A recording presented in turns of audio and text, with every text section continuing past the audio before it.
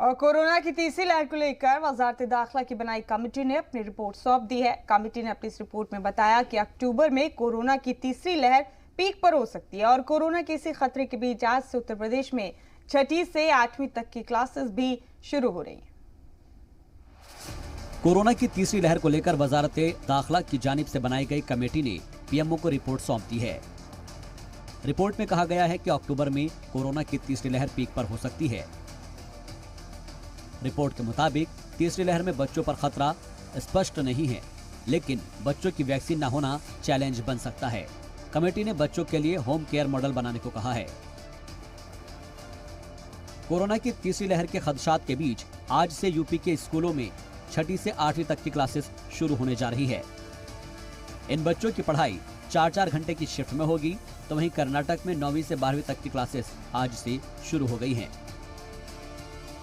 America ने Pfizer BioNTech को पूरी तरह से मंजूरी दी है। फुल अप्रूवल वाली दुनिया की पहली वैक्सीन फाइजर बायोएनटेक बन गई है, तो वहीं अमेरिका की आधे से ज्यादा आबादी पूरी तरह से टीकाकारी करा चुकी है।